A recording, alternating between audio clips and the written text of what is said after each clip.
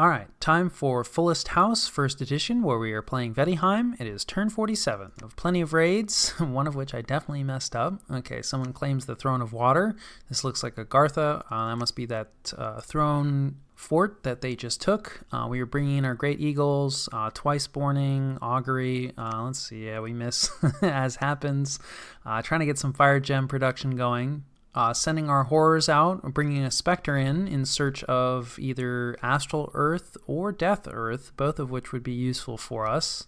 And that specters might provide. Bringing in more demons. Looks like we got a decent transformation result. I think that's a size 3, maybe a size 4. So it could be better, could be worse. Also doing a little bit of arcane probing. Hey, we did at least find a site. That's nice. And then we have some of our magic phase attacks, and I think we also catch one of Marignon's horror attacks. This is the same army. This is maybe 2 lesser horror attacks, I feel like, because I don't normally see these Soul Torns alongside the Mantises, but then again, I don't actually cast lesser horror all that much just yet, although I have a feeling we're going to get much more familiar with it after this playthrough. So, yeah, I don't think this is triggering gem usage again. I mean, we've seen a couple of these types of attacks, and like I said, I think this is kind of doubling down, so, sending 2 at once. But, I don't know, this army has probably been reinforced, would be my guess, because we know that, it took a decent amount of damage from that earthquake trap from the Pretender, but there's just so much stuff here, like, yeah, there's no way that these horrors are going to be able to do all that much. So let's see if there's, 2 of these phalangites, that's fine. I don't think the Merfolk nation really cares too much about that. And then this is our lesser horror attack against, some random province. We got one of the brass claw horrors, I think. And we're up against, typical late age province defense. Keep saying better than normal, but, I am coming from early age, so I see a bunch of heavy cav and heavy infantry, and I was like, wow, that's really good. But no, normal stuff, but brass claw horrors do not care. So that works out for us. I'm not really sure why this is showing as an attack. So we're attacking, so it's interesting. They decided to hang out. That's uncool of them. But, horrors are not really on anybody's team. I thought they always disappeared. Oh, you know what? I think this scout was in the province already rather than moving from a neighboring province. I'll have to double check on that. So yeah, maybe you can't be in the province and attack it while stealthed inside. There's, dominions. It's a little bit of wonkiness from time to time in terms of exactly how things execute in the turn order. So that one did not work out for us. Our scout definitely dies to the brass claw horrors. So this is just the horrors province now. But we have other scouts nearby, so we, in theory, should be able to take it. Or the brass claws decided that, hey, this reality is where we want to be, and this province is ours. So this time we got, these belly maws? Yeah, belly maw horrors, who are indeed pretty horrifying, and we've seen horrors take out Bakemono. Bakemono are decently scary, but, belly maws even scarier, so that works out for the horrors at least, which will hopefully later translate into working out for us. Speaking of working out, we have 2 sites that we find. This looks like an air site, so that's nice. More air gems is appreciated. Death site, that is definitely what we're looking for. We want more of that. Of course, we did a bunch of other site searching that didn't work out, but still, we've had a couple turns, I feel like, where we've just had all misses, so it's nice to actually get some sites. And then our blood hunting is in a better place, but yeah, we, after having actually cast some of the blood spells, I've realized this is still not where we need it to be. Definitely need to kick this up into even higher gear, but still, it's better than it's been. And we're about to get another group rolling, but that might have something to do with feeling a bit of a crunch in terms of money, so probably related to all this blood hunting. Ooh, okay, interesting. So it looks like Raga, this is the province that we were trying to take from horrors, but Raga moved some troops into it in the normal phase, probably just, random luck, and then our scout was set to retreat, which is maybe a good thing if we opened up some retreat routes for him. Probably not, would be my guess. It was killed when retreating in enemy territory, but that's fine. So our horrors did not work out for us this turn, but I mean, they at least took out the province defense, and then here we are going up against the throne, And so yeah, like I said, there's two death casters, but only one of them has gems. He's only a death 3. We should be fine. I can't think of anything offhand that's really gonna screw us over. So we're just gonna hang out and make some skeletons, and of course we have our imp generators as well. And then once they actually arrive, we'll have a bunch of nicely buffed Veti berserkers, as well as the Rim Veti. I will say that the berserkers as bodyguards for this kind of strategy is not great, right? Because like random arrows or things coming in, if the triggers take damage, they may berserk, in which case they're not going to guard do any more bodyguarding, which means they kind of come out in like 1s and 2s, and like, yeah, there goes our siege strength. We should definitely turn on team collect squares here, since this is going to be some skeleton on skeleton action. Not quite getting as much skeleton generation up here as I would have liked. We may be getting some fatigue from our Rim Veti. I don't think so, because we have a decent amount of cold resistance. A little bit of sleep cloud, mostly not going to matter in this case since we're largely up against skeletons. Like, yeah, we're definitely not getting the kind of skeleton production that I would be hoping for. A lot of our Veti are only death 2, and so once it's a fairly fatiguing spell bringing the skeletons in, and death 2 is right at the limit of what you need. Although we do have a couple of them in a communion, so I was hoping that they would last a little longer. May have to take a look at this, and see what went wrong, or if anything went wrong. It may just be that we need, more of the Veti in the communion versus like just the death 2s. But still, we have the numbers, especially the lifelong protections, just by themselves generate a ton of chaff. So this does work out for us, but as I feared, we probably lost some of our siege strength here. So not the cleanest win. Okay, we only lost one of them. That's not that. Okay, that's fairly clean. Although we did commit an absolute ton to this throne, so no great achievement there, but we also don't get hit with any nasty spells, which is nice, especially since we have plans for that army. And then let's see, yeah, this is one of our conventional raids, 2 of our raiding groups, quite a bit of province defense here. 10 province defense looks like, more or less. I believe we failed against this last time with just one of our groups, but now we have 2 groups, so surely it will work out this time. We'll see. And like, luckily they go for our more defended mage rather than our mage who's more likely to die, and like, yeah, it looks like it works out for us. I don't think we take any losses. Of course, we do commit a decent amount to that for, only 10 province defense. But still, we're also not running low, but there's fewer provinces that we can raid. So, we have enough raiders that we can afford to double up in some cases. And then I believe this is the one that I messed up. So, yeah, was originally planning on sending horrors in here, and then realized it's like, wait, I can send horrors deeper. And then just forgot to rejigger and actually send some raiders to support this lady. So she's going to cast quickness on her bodyguards, but I don't think that's really going to help. A little bit of cold bolt. Then again, we are up against Lion Tribe. Nope, there we go.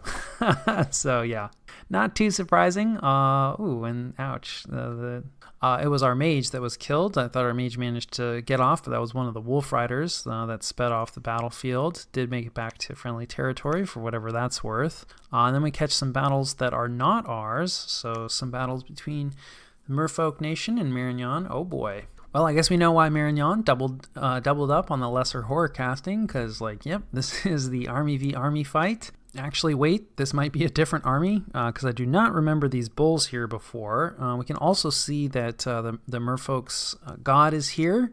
So this is going to be a god versus god battle, and gem usage is definitely getting triggered here. We can see a bunch of gem spells about to be cast, turn 1, very nice. On Marignan, mostly mundane infantry. Looks like there's probably some bottles of water here, which is what is generating these water elementals. A few devils that they've managed to summon in. Probably the same spell that we've been using. Looks like they also are using some bird patrollers here and there. They've brought out quite a few mages. They also have a few of their sacreds mixed in here, probably on body, maybe some of them on bodyguard. And the Pretender, of course, we're well familiar with. Not a ton of blood slaves. I do wonder if possibly some of the blood slaves got pushed by the formation, because some of these guys are...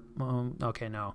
It does look like the intention is to use these guys in their fire capacity, because they have a bunch of fire gems. Because I was going to say, they definitely have blood magic, but it looks like, yeah, we're going to be doing fire stuff. Probably fire elementals, if I had to guess, with this forward positioning.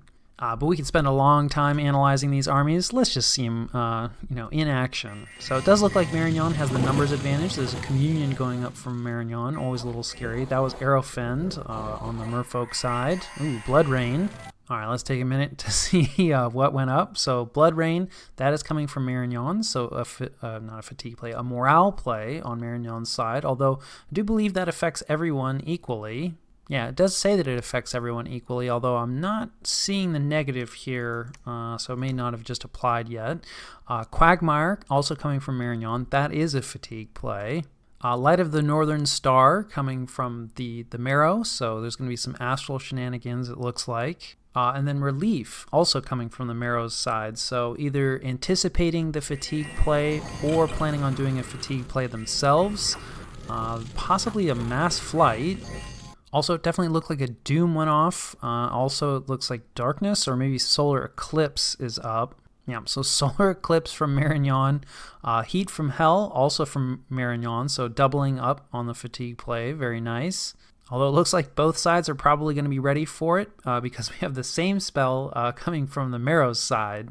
So one would assume that there are also some fire resistance spells being cast. It does not look like Marignon has gotten a mass protection of any kind up. And then on the Marrow's side, it looks like there have been at least some casts of Marble Warriors, so that probably won't have gotten everyone, but there's a good chance that it's gotten a lot of their units, so that is going to matter a lot when it comes to the Slugfest, and will help significantly against the heat, I believe. I'll have to double check that one. Definitely protection helps you against fire damage. Not sure about the fatigue component. And then I don't think there was a mass flight. I was thinking this was a fire elemental from Marignon, but it's just a bunch of imps back there. Probably from a lifelong protection, but there could also definitely be some imp spam. I think that's some astral fires hitting Marignon. There's a howl going up. Not sure. Probably from Marignon. It's from a shaman, so it could be either side. A bloodletting, battlefield-wide damage spell. That also could be from either side, but probably more likely from Marignon. Although with the Marble Warriors up, probably not going to do that much damage to the Merfolk. Fog Warriors coming down on the Merfolk side. And possibly some other buffs. It looks like, probably Serpent's Blessing. So we may see a Foul Vapors here, although nobody's actually put that up yet. So, you never know what your opponent is going to be doing. Quite a few Fire Elementals coming out from Marignon. There are a few routes on Marignon's side, because, the Blood Rain. Let's see if that's taken effect. Okay, I would say that it's taken effect. So it doesn't actually list it here, but we can see that it's like, okay, base morale 11, got some pluses, got 1 minus, and then somehow that comes out to 8. That doesn't make sense, but that's because of Blood Rain. So Blood Rain definitely affecting both sides. But like I said, for Marignon, it could be problematic because they don't have the best morale. So now we're just into the Slugfest. There's more army-wide buffs for the troops on the Marrow side, I would say, but there's more troops on Marignon's side and more elementals on Marignon's side. So this is going to be bloody no matter how you cut it. And then, of course, morale is going to be a factor for both sides. We got some elementals coming out from the Marrow kind of late. Probably a lot of gems being given. Also, some of the, they're not national summons, but any of the Mediterranean-themed nations can bring in these, whatever, I'm calling them undead Spartans. They're actually not undead, they're magic. You just throw some seeds in the ground and they sprout up, or in this case, earth gems in the ground, because they do require earth gems to summon in, but they're pretty good summons, so that is definitely going to hurt for Marignon. Of course, there's just all the imps ever. I think, is there a storm up? Yes, so the Marrow put up a natural storm. I missed that one, so that is why all the imps are just waddling around. I don't think imps have great morale either. Yeah, so like a lot of these imps are routing. Of course, like more imps will be coming in from wherever those lifelong protections are. But a lot of routes on Marignon's side, so I'm not sure, I think the Blood Rain is actually doing more harm than good here, although there's there's definitely a few routes on the Marrow side, but not as many, it seems like, and we've got to be getting fairly close to an HP route. I feel like, armies of Marignon are routed, so I'd say that this doesn't really work out for Marignon, although it depends a lot on what retreat routes are open, because I don't think they lost a ton in the battle itself. significant, no doubt. I say they didn't lose a ton as an astral fires blows up a bunch of guys. So, and of course, any of the communion slaves, right? So a lot of these mages, including what looks like a hero. Oof, yeah, this is rough. This is one of the lifelong protections, and oh, interesting, the champion's headband. I didn't think this guy went into the arena, but maybe I missed that. Regardless, the champion's headband, pretty expensive item, although I don't think that Marignon forged that. But yeah, it would definitely suck to lose this guy, and he is super asleep and getting attacked by an air elemental. Of course, he's going to continue to summon in imps, so it's not impossible that he'll wake up and escape. But, there'll be at least a couple other mages like that. Yeah, no, he's looking pretty screwed now. Yeah, there he goes. So, yeah, definitely going to be a rough loss for Marignon. Not sure how much damage they dealt, so let's take a look. But regardless, we do appreciate the spectacle. That was quite the battle. There was even a caveman champion involved. I wonder if he had kit. If he did, it didn't help him. So let's see. Yeah, mage losses for Marignon, not actually all that bad. Significant, definitely. But I'm pretty sure I lost more mages in my major loss. And then troop-wise, definitely significant, but not crippling. They lose about half the army, roughly speaking. And then, of course, it's going to get scattered, right? Since they got the loss, they have to retreat off. So there will be additional losses, but that'll depend a lot on the number of retreat routes that are open. And a lot of these losses, like the swordsmen, they're just, bog standard. They can replace that relatively quickly, I suspect. The flagellants may be a little more painful because they're limited by holy points. So even though they're not that difficult to recruit, they're not super expensive and they don't require much. You can only recruit them in, 7 or 8 at a time, maybe 10 if you have really high dominion strength. So definitely a painful loss, but by no means catastrophic. Unfortunately, they didn't really do much in the way of damage. So, of course, you always have to consider, you can't look at the losses in a vacuum. So while this isn't catastrophic, to lose this much and do this little really does hurt. I think this is probably a function of the Marrow just having more army-wide buffs, right? Fog Warriors and not mass protection, Marble Warriors is a pretty big deal when you're just going up against, relatively unbuffed swordsmen. But a pretty considerable amount of that damage was dealt by the Mystics, right? So there's a lot of evocation casting going on. We definitely saw quite a few Astral Fires, which has the disadvantage of being a magic resistance negates spell. So things with high magic resistance is not so good against. But most of what was here, right, especially these swordsmen, pretty low magic resistance, right? That's kind of one of the issues of human troops. So definitely a good use of that spell and of evocations in general, I would say. And Marignon might be in trouble after this because they are also fighting Phlegra. Of course, the Marrow are also involved fighting Raga, but not that involved because there's a lot of other people attacking Raga. So they're, as far as I can tell, they're really just sitting on one of Raga's forts. So we'll definitely need to keep an eye on this. Of course, we don't have great scouting over there, so Marignon may have had some victories that we don't know about. And then, Gath continues to raid against Patala. And we've seen these ladies before. Patala chose not to resist.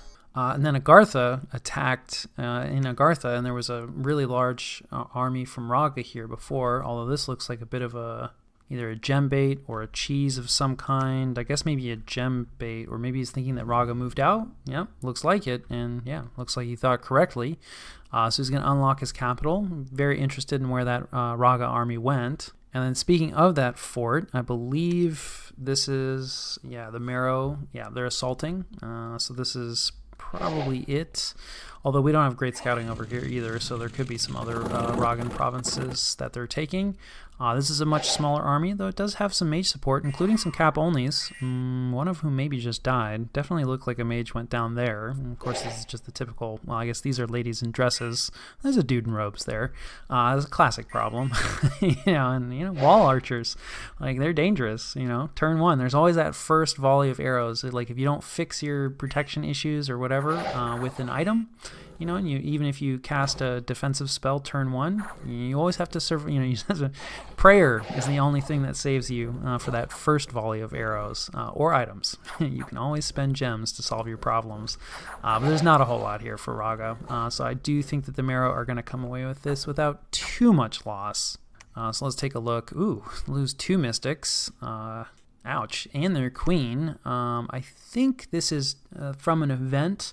So they take one of their cap-onlys, and if they meet certain conditions, they can marry them. They can marry their cap-onlys together. I don't actually know like what benefits it gives you, and they can repeat it, but there's probably a cooldown similar to Prophets. So this isn't the end of the world for them, but yeah, a little embarrassing considering what they were up against. But at the end of the day, like, you know, they take the fort without too much difficulty. They can replace all of those losses without much difficulty, especially considering the result that they just got against Marignan there. And then, yeah, speaking of, there's another battle here between Marignan and the Marrow. Ooh, and this is Marignan's fort. And I feel like they must have gatewayed out. Or I guess, like, there isn't that much siege strength in this army, and I think it's either a castle or a citadel. But, yeah, I mean, they've been sitting on it a long, long time.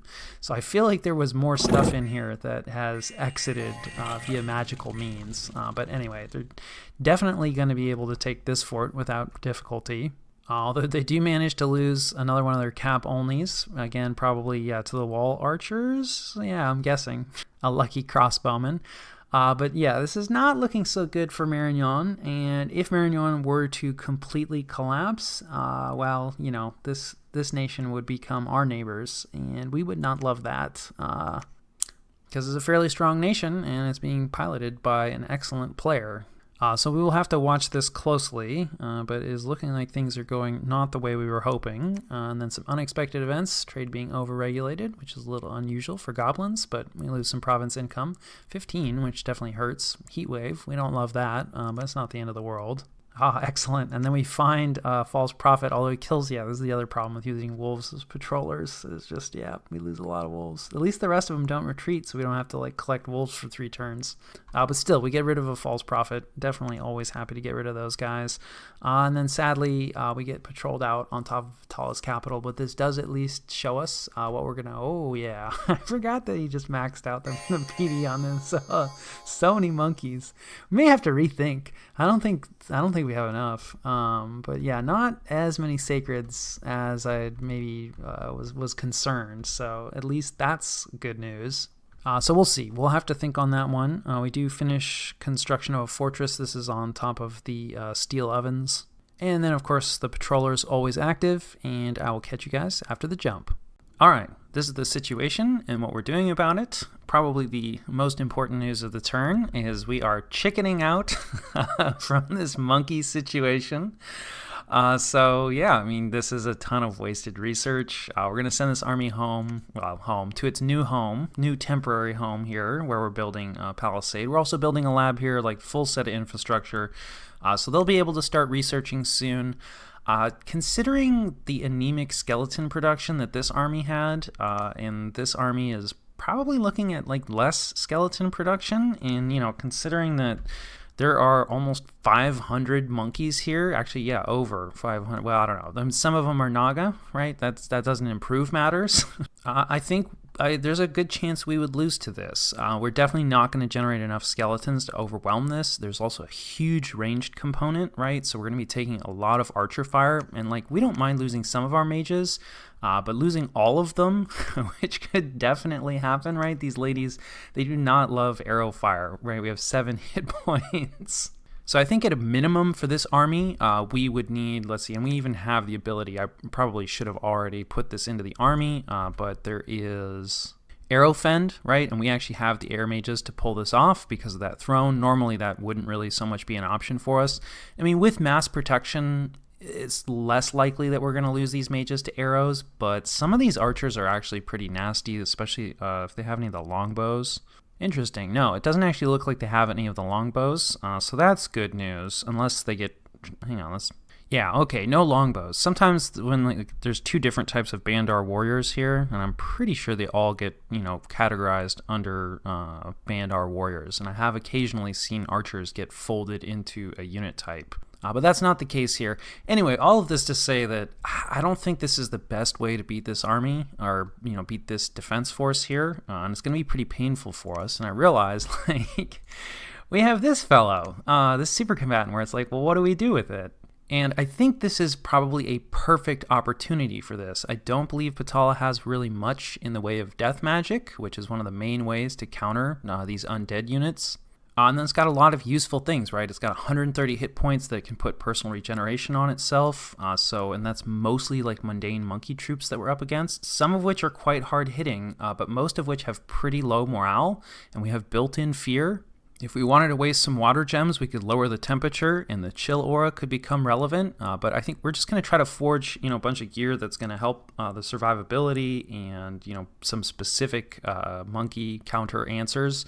Mainly, our pretender is making a shield of gleaming gold, which will give him awe. And the monkeys don't have very good morale, so I think an awe combined with fear is usually pretty good because fear lowers the morale, and then that means you're more likely to get to not pass the awe check. So we'll see. Building super combatants is not my specialty, but it is definitely something that I need to practice, and I do think this is a good moment for it. We may not get the opportunity, right, because it's going to take us at least 2 turns to get out there, possibly 3, because I'm not sure if I want to risk the flying boots, and I'm not sure that this guy can make it through a wasteland, this province, and into a forest with some other boots. And of course, it's entirely possible that, Gath jumps in the meantime. So, that's a downside, but probably better than, losing our army down here in a very embarrassing fashion, which has already happened. So a bit painful, yes, could have been better planned, definitely. But yeah, so that's what we're doing in the south. In the north, more or less the same kind of normal stuff. We're actually not really raiding forward too much. Let's see. We're doing a double horror casting here at Copper Canyons. Probably not strictly necessary. I don't think a single horror cast, like if we split, I don't think we'd be able to beat, Raga's province defense here with a single cast of horrors. Maybe. I was tempted to double horror cast on this, which maybe could beat all this infantry, which is likely going to raid forward into this province. But our army is pushing forward, right? So worst case scenario, we can recapture this. Definitely our army can beat what's here. Also, we have our assassin in place and, haven't had a chance to use him with his kit, so we're going to give that a shot. We're pushing these raiders forward just stealthily to try to recapture this cave next turn, but we'll probably talk to Jotunheim and maybe Agartha prior to that, because I'd prefer not to bump, but I do kind of want, access to both the capital and, of course, to this throne. That is the other thing that our raiders could be doing, so Gath did not push forward. It looks like they're choosing, right, they want to reduce this fort and storm it before they move on to the capital. We have a lot of raiders in the area, and we're moving more raiders forward. So a little bit of danger that we get raided, so our raiders are actually going to de-stealth and hang out and defend this province. But assuming that Gath doesn't push forward again, we might have a go with just, all of our raiders combined to lock down this throne fortification. I think most likely we're just going to let Utgard take Raga's capital.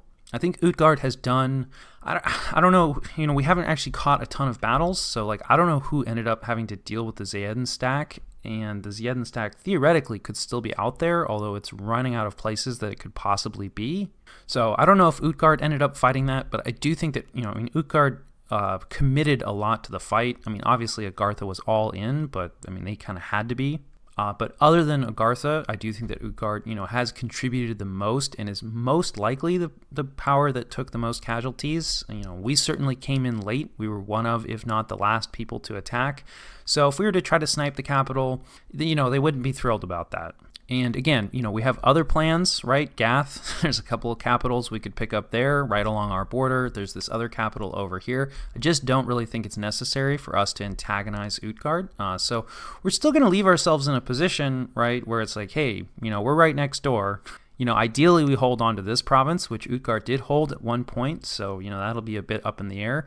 But, that would give us very easy access to this throne, and, thrones are how you win, so that's pretty important. Another reason to do a double horror casting here, because there's a fair chance that we're going to bump into a Scrotty. Probably won't reach out about this one, because, we're racing a little bit.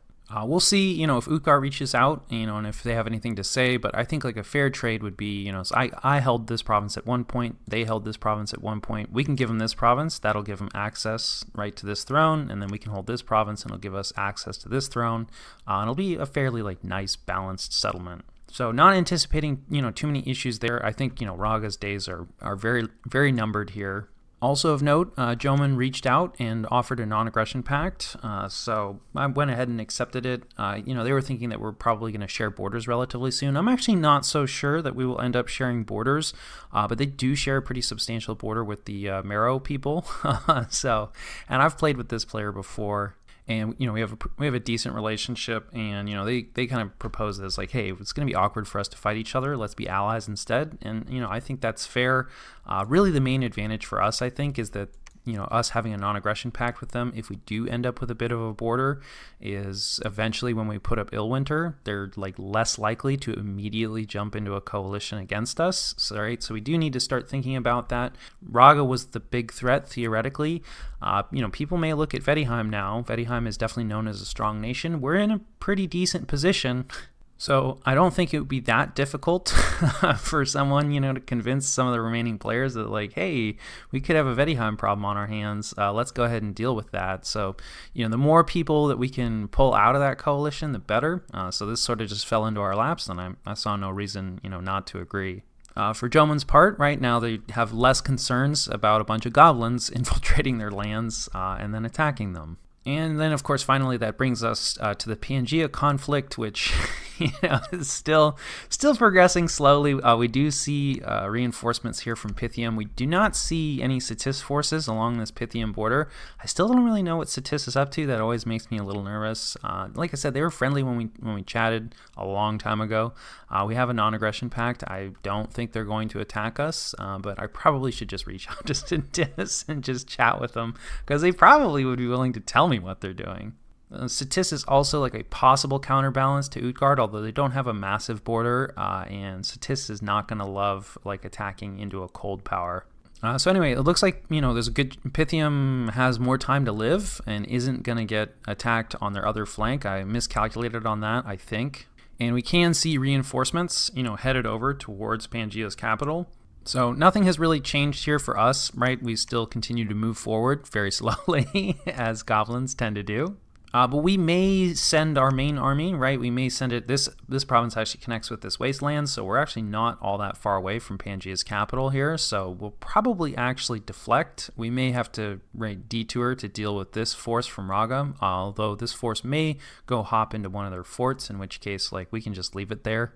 Although if we do hop on top of this throne, we will need, we'll need our army in order to actually get in there, right? And if we just have raiders sitting on top of there, especially if we jump, I think we can't really jump on top of Patala and on top of this throne. I think if we do both of those things, it's almost guaranteed that Gath will go to war with us, which is not the end of the world. But, now that it's looking like, okay, well, Pythium is not going to get dealt with by Cetis, we may have a relatively major war here on our hands up in the north, and, would prefer to fight one war at a time, probably. Certainly, it would be nice to have a few turns to build up, like, a fourth army, because Gath is definitely large enough. They have enough holdings. I think we'll need at least 2 major forces. So we'll see. Still undecided, right? This army may come over and support. Like I said, we definitely want Pangea. We definitely want this throne. But if nobody else is dealing with Pythium and we have to keep fighting, then it's like, okay, well, we're going to need more stuff, and we're going to have to go, fairly deep into Pythium. It does mean kind of wrapping on Marignan, which I don't love. But I think, Marignan is super busy and super engaged over here against the Marrow. And they haven't been able to close out this situation against Falegra. So all this to say that I think they might be in trouble. I also wonder what Relay is up to. Looks like they have a decent land presence here, so possibly they get tangled with Jomon, possibly they get tangled with Cetis. But of course, we've talked about how Marignan has a substantial coastline, and so that's a possibility. If Marignan missteps too much, Relay may decide that okay, hey, this is where we expand onto land next.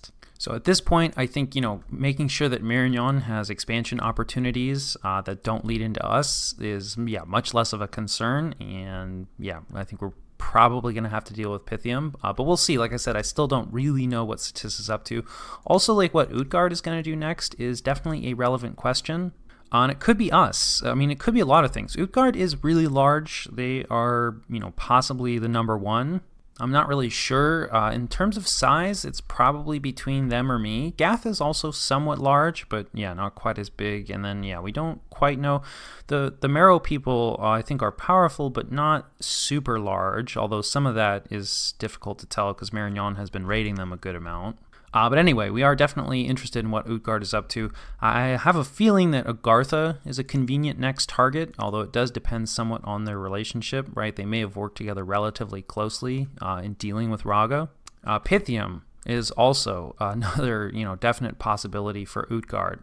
So maybe that's a more likely scenario, since I doubt they've worked together on anything. And then I'm less certain like who they border, over here. I think it's the Marrow people. But possibly also Midgard. So, yeah, we'll see about where they end up going.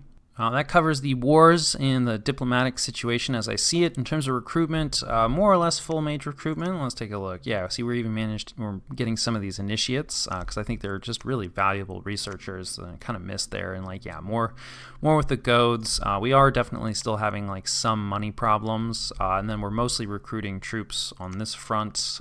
Really just garrison forces though down here, right? Since we're thinking like, well, we might have to fight Gath, so probably good to get some garrison forces. I'm going to try out some of these herd Veti.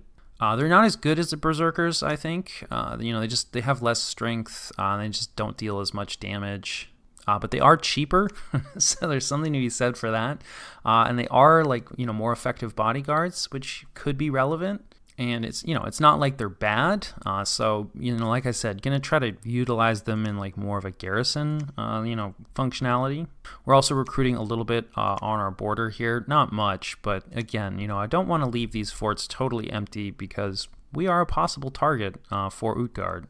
Otherwise, just Rim Veti in the capital. If we do end up fighting against Pythium, which, yeah, we'll probably start recruiting a lot in Abyssia, and we probably need a fort up here somewhere. Oh, yeah, the Throne of Death. That's the throne. So, yeah, I don't know. We're not claiming yet, I don't think. Which, I don't know. I'm very back and forth on this. I think I'm going to not claim. My inclination is definitely to claim. I like death gems. I think they're really valuable. When we could certainly use more death gems, right? 5 death gems would be a huge bonus to what we're currently getting. But losing a point of growth, right, especially when we went full growth, is a big deal, right? Let's see. Here's our capital. So right now we're at 35,000 with just about 500 income versus Abyssia, who I think took full death scales maybe, or some death scales. We can't really tell anymore because their scales are gone now. But Abyssia sits at 27,000 population and is only 350 gold. And that gap is going to just continue to increase even though there's full growth here now. And growth is really, really useful for blood hunting. And, we are a blood nation, so I kind of felt like, all right, well, I'm going to focus more on the blood this time. So let's not claim the Throne of Death this time. Is it a good idea? I don't know. I do think that's one of those, many things about Dominions where you get split opinions. But yeah, we'll probably want a fort somewhere. We may even put it in this forest here. There's a lot of gems that come out of here. And in some ways, it's I really like being able to foreign recruit the little Veti hags. But on the other hand, I've also kind of loved having a citadel that can just crank them out in a forest. So maybe forts in forests is a good idea for Vaettiheim. The other nice thing too is that if you put your forts in the forests, then that means your labs, rather than it's I can get additional labs for cheaper, right? Because our labs are 250 in the forest. It's just, hey, all of your infrastructure is cheaper because your labs that you're putting in your forts that are in forests are cheaper. So that's maybe a different way to look at it, and maybe would have been better. Of course, that does cut down the overall number of mages that you're getting. So yeah, not really sure on that one, but we will probably need at least one more fort up here somewhere. Certainly a fort on the throne. Sadly, this is a nice province, but Throne of Death. So this province is going to continue to decline pretty much regardless of what we do. Our growth scales might cancel out the death, so it'll at least stabilize, hopefully. And I think that covers the majority of it. We're still summoning in our demons. Let's see, where is that happening? Yeah, here. So we're starting to build up a stack of them. One of the downsides of the Ritual of 5 Gates is it gives you one demon of 5 different types. So it's going to take a few casts before we actually, a lot of these guys don't really want to work together. They're better at different things. So we're going to need quite a few casts of this before we actually get some usable squads of demons, at least in my uninformed opinion. So, we only have one casting this turn. We do have the other caster here and present, but we do not have enough blood boosters. Talked before about how we need more blood boosters, and we're forging another blood booster. We're probably going to have to forge even more of them because, we moved up another demon caster here to Abyssia, and probably as soon as we get, another demon caster, we'll send them up to Abyssia as well, and start demon production up there if we can afford it. We almost certainly, we cannot afford all 4 of them cranking that spell every turn at this point. So it'll probably be a situation where, one location turns on production, the other will have to shut off production, at least until we ramp up our blood hunting operations considerably. And then, of course, forging mostly just to support our super combatant that we're thinking about. I don't really remember all the things that we're forging. We'll talk about it once all the gear actually gets slapped onto that super combatant and we send them into combat. So yeah, I think that more or less covers turn 47.